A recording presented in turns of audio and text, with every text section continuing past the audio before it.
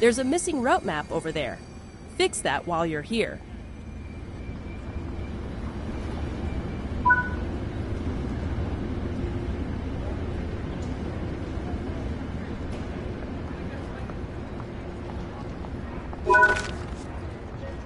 There are more tasks to complete. Don't forget to apply the route maps, replant the utility warning stakes, repair the electrical cabinets, and clean the trespassing signs.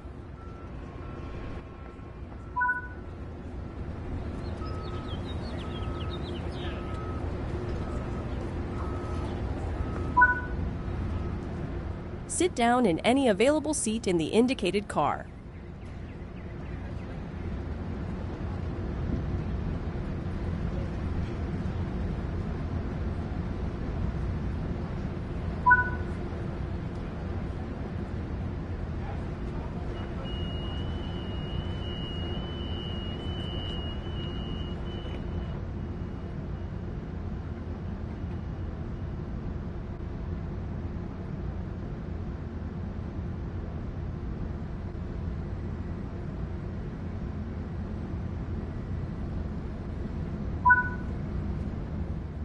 The original station building was constructed in 1886 by the Atchison, Topeka, and Santa Fe Railway to replace a converted boxcar that had been used as a temporary station.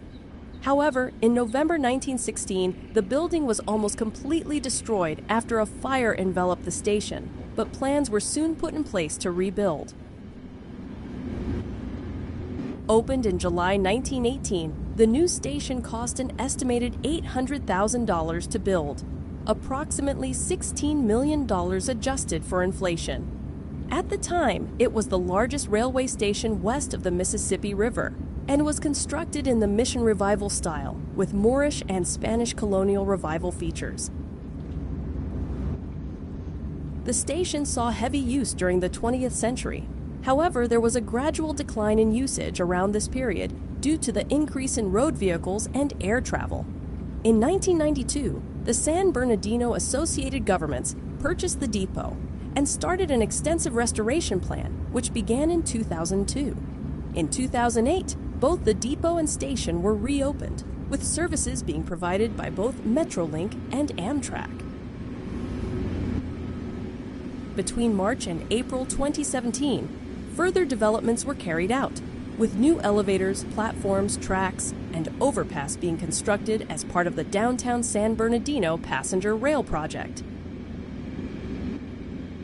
This train is powered by a Metrolink MP36PH-3C locomotive, first introduced in 2003 to operate passenger services in the San Francisco Bay Area, however was soon adopted by other railroad operators. Take on the challenge of operating demanding passenger services in the heart of Southern California.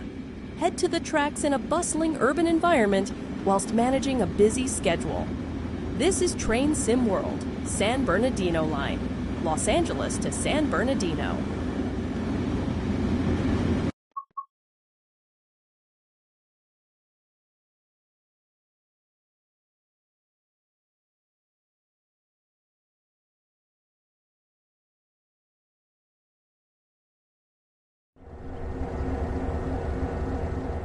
In this training module, you will be learning how to drive a Metrolink MP36PH-3C locomotive.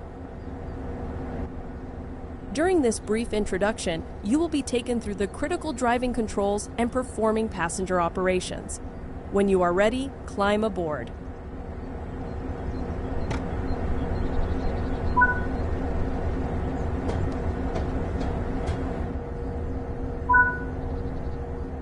Take a seat in the engineer's position so that you can prepare the train. For this introduction, you will be completing a full loop of the circuit and performing passenger operations when you reach the next stop. Prepare the train for departure.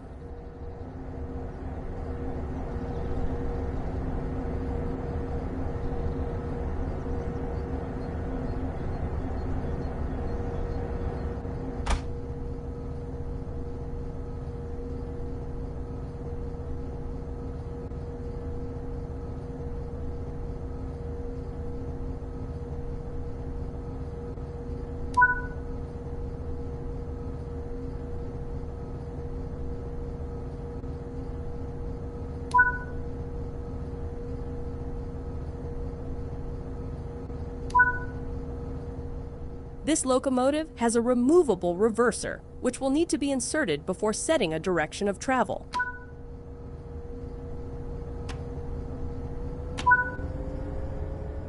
Set the headlights, as this will let others around you know that this train is operational.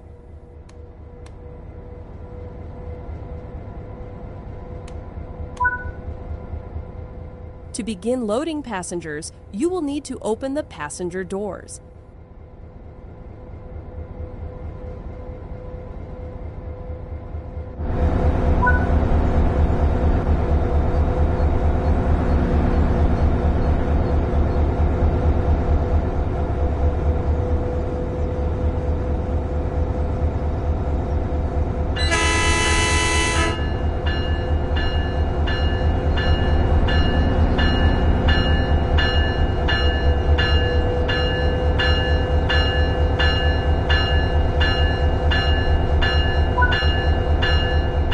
It is time to depart.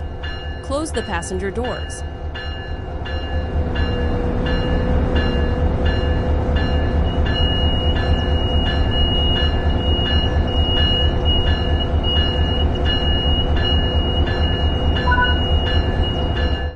This locomotive has 3 types of braking systems: automatic brakes, dynamic brakes, and independent brakes.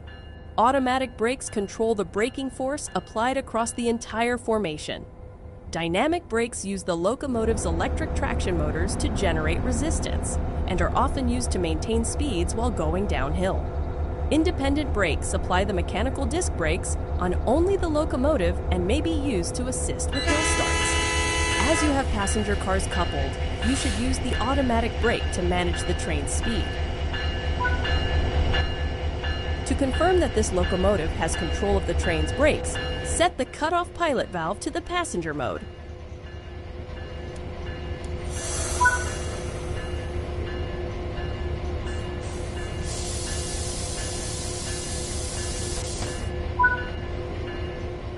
This locomotive features a combined throttle and dynamic brake controller. To get the train moving, move the handle into the power range.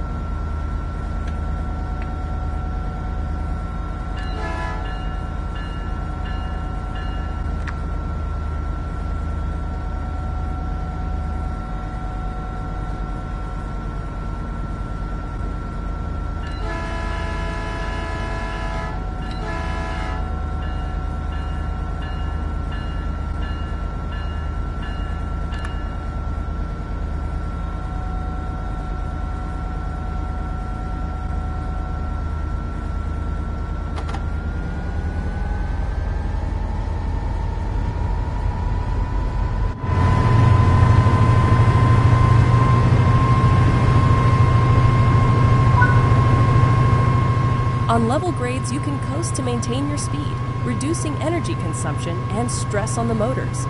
When coasting, always remain vigilant of the grade, as changes could cause the train to speed up or slow down.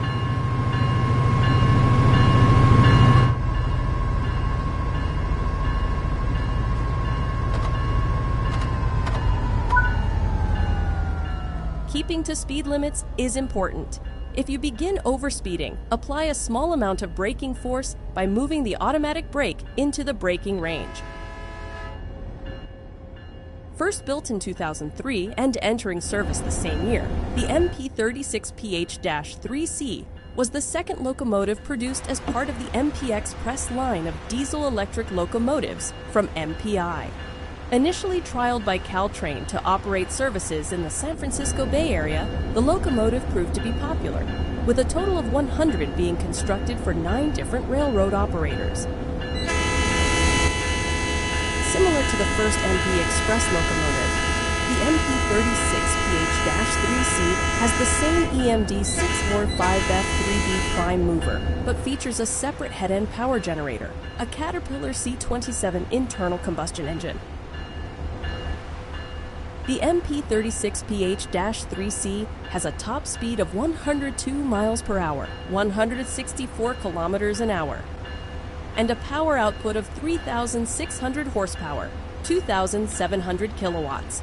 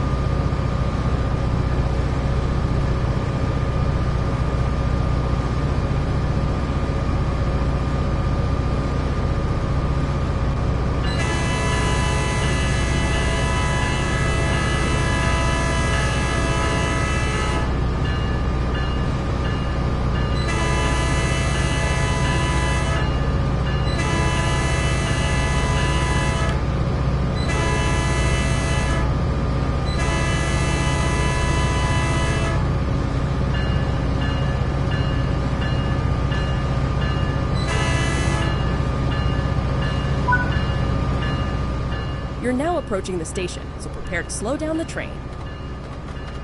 Use the automatic brake to apply some braking force to bring the train to a...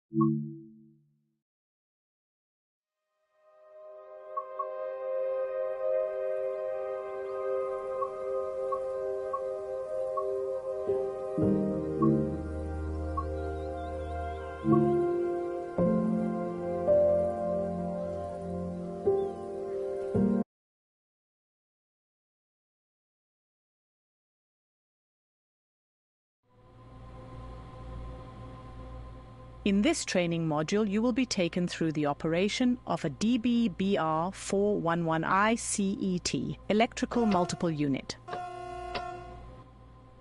ICE stands for Intercity Express. The T in ICET stands for the German word Triebwagen, meaning multiple unit. Set the reverser to forward. This controls the direction of travel. Set the headlights to indicate that this train is operational.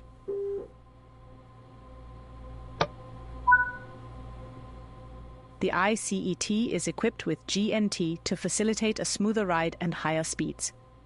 Enable the GNT now.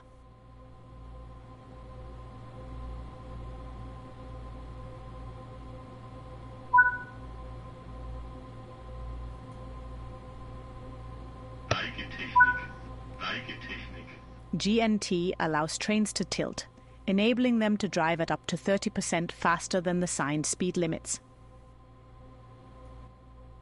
Open the passenger doors to allow boarding.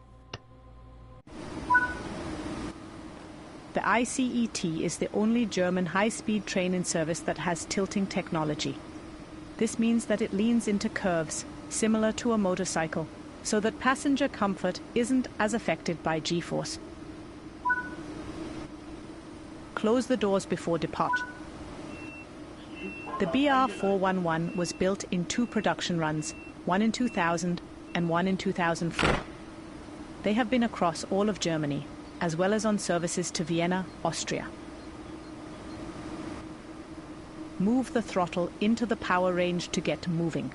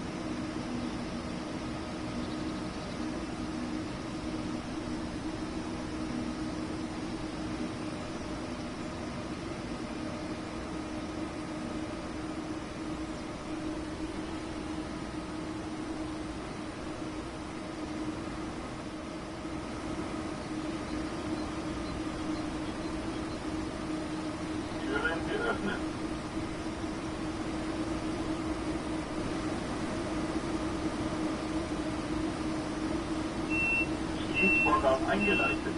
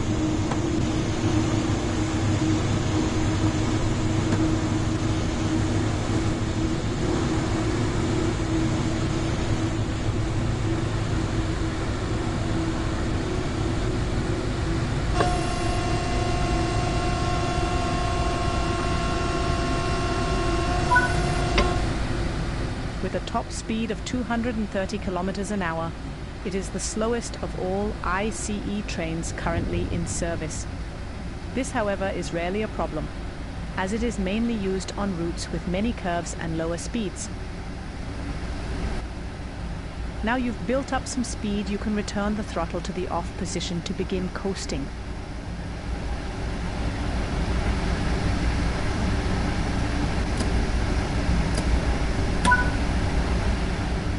On level grades, you can coast to maintain your speed, reducing energy consumption and stress on the motors. When coasting, always remain vigilant of the gradient, as changes could cause the train to speed up or slow down. Keeping to speed limits is important. If you begin over-speeding, apply a small amount of braking force by moving the train brake into the braking range.